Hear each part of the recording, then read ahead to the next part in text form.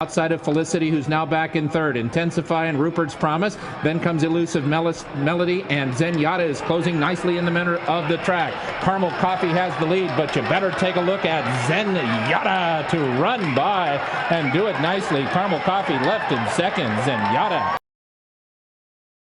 Hello, it's Bob Pandolfo on Monday, April 7th, 2025 on the road to Kentucky Derby. This is Power Pace with Pandy.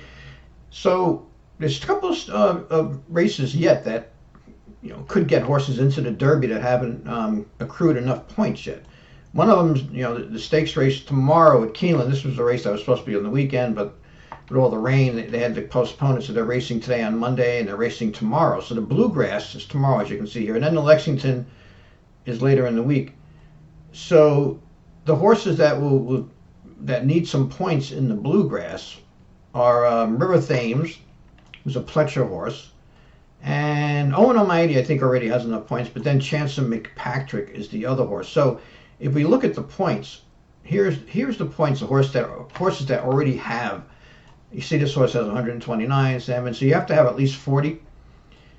So if you go down, you'll see Owen Almighty already has a 65, and but Chancer McPatrick needs to earn more points, as does River Thames, the Pletcher horse. So they'll try to do that tomorrow. I like Chancer McPatrick as a horse, and we'll see what happens. But let's look over some of the preps from this past weekend. So we had the Santa Anita Derby, which was only a 5-horse field, but good horses. I mean, all these horses are fast that were in this race. So Westwood and Citizen Bowl basically dueled for the lead. Set a, not a blazing pace, but an honest pace. Barnes was a disappointment. One of the Baffert horses, trained by Bob Baffert.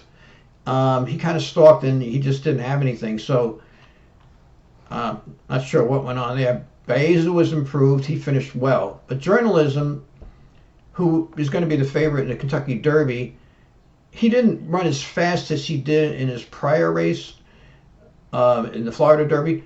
But, I mean, he didn't have the greatest trip. He steadied a little bit here on the first turn. You see it says slight hold. And then he steadied again on the final turn. But Journalism, he's a relentless finisher. And I really like the way this horse looks. He's not a real big horse, but he's not, he's just kind of a medium-sized horse. But he has a very good, smooth way of going. So to me, he looks like an athletic horse that doesn't burn up energy in the running. So that's why he has a lot left. He's very athletic, has a really nice stride, and he's determined. I mean, he wants to win. The situation, of course, going into the Derby is this is a closer. He's probably going to be pretty far back, and you're not going to have 4 horses to beat. He's going to have a big field. He's going to have to beat 19 horses, so he's going to have to get through traffic. That's always the situation with these closers. And he's going to need an honest pace or a fast pace, but there's so many fast horses this year. This is a really good crop. So, I mean, the pace I think is going to be, is going to be a pretty good pace. But coming out of this race, though, I don't know if any of these horses, are going to be a threat in the Derby. But Journalism, he's going to be the favorite. I think he'll be like 8-5 or so, just, without looking at the field. So you look at the other race from this weekend, and the Wood Memorial. Now, Baffert had 3 3-year-olds scheduled to go Saturday. So he ran 2 of them in the Santa Anita Derby. Then he sent Rodriguez here. And Rodriguez is another fast horse.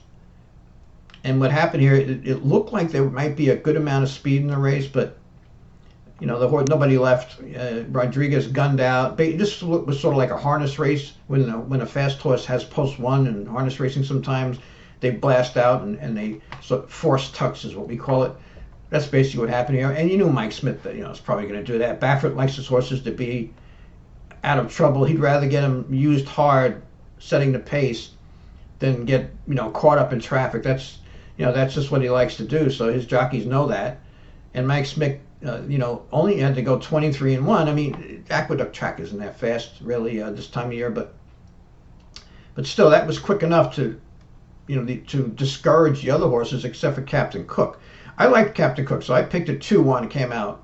The one, my second choice, Rodriguez. He was my second pick. But I figured Captain Cook was going to get a good trip. Now, I was hoping that Sand Devil or one of these other horses would shoot up and challenge Rodriguez, and then I thought Captain Cook would be sitting pretty. He'd be sitting right behind the two speeds, or maybe even three speeds.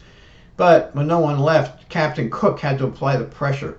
I thought he raced well. I mean, he should. If he was a really good horse, he probably would have finished second.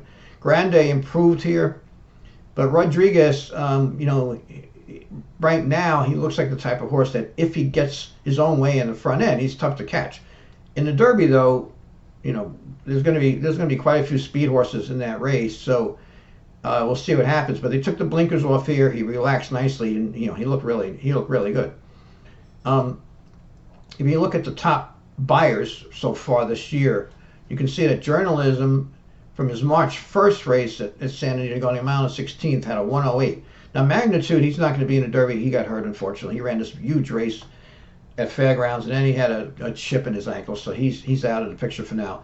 Colloquio is going to sprint at Keeneland, I think, today, but he's not going to be in the Derby. And this was a sprint, this race. And then you see Barnes, who disappointed the other day. And here's Journalism. This is his Wood Memorial, so he came up with a 102. I was watching the race on TV, and Jerry Bailey was saying, well, I don't think Journalism is going to run as fast as he did in his last start at Santa Anita. He says so, but he didn't use the word bounce, but that's what he was talking about. He was like, he's coming back fairly quickly, and he's going to regress, but he can still win the race.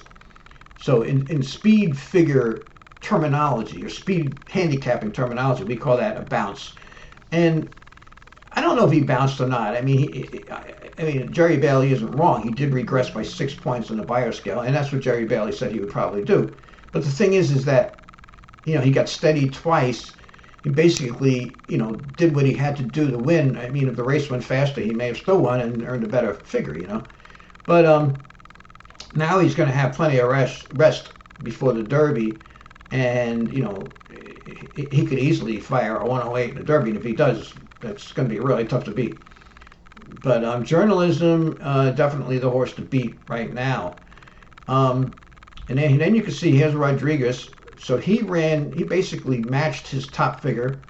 He had 100 in this 1 mile race at Santa Anita, and then he came back with a 101 in the Wood Memorial. A horse that I like too is Sovereignty. And let me see what the points are on Sovereignty. Yeah, see, he has 110 points, so he has the point. Now, he hasn't run that fast yet, but this horse is a relentless closer for a Hall of Fame trainer, Belmont. I just really like the way he looks. So even though his top figure so far is a 95, sometimes these horses, these closers, they just run as fast as they have to because they're coming from far back. They can't make the time to create a big speed figure the way a horse like some of these Baffert horses, like Baez, not Baez, Rodriguez, was able to set his own pace. And same thing with, some of these horses that rate, like Citizen Bull, speed horse, when he earned his 99. Speed horses go out there, they're gonna create the speed figure themselves. Where a horse that comes from behind, that's why they used to say Zenyatta didn't run big speed figures, which isn't really true. I mean, she broke a track record at Santa Anita, but she was coming from like 20, 25 lengths back. So I mean, she won because she did what she had to do. So I mean, if the horses in front of her ran 108 speed figure, she ran 108 speed figure. I mean, she was coming from far back. But that's a horse. Sovereignty is a horse that I'm going to take a close look at in the Derby, because with the 95 buyer, the odds are going to probably be pretty good. So we'll see what happens. But one thing I'll say is that if people, a lot of times people knock the crops. You always hear, oh, this is a weak crop and everything. This is not a weak crop this year. I tell you, there are a lot of fast horses. So now we just have to hope that they all stay healthy. Magnitude so far has been one that, he got hurt, unfortunately. Man, he looked good in this race at Fairgrounds. But, there's a lot of fast horses this year. I mean, this is a good crop. And I think that some of these other horses, too, that aren't going to really get in the Derby could develop later on in the year.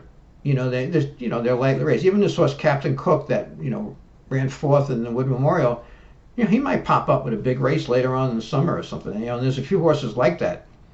But right now, if these horses stay healthy, we're going to have a heck of a Kentucky Derby.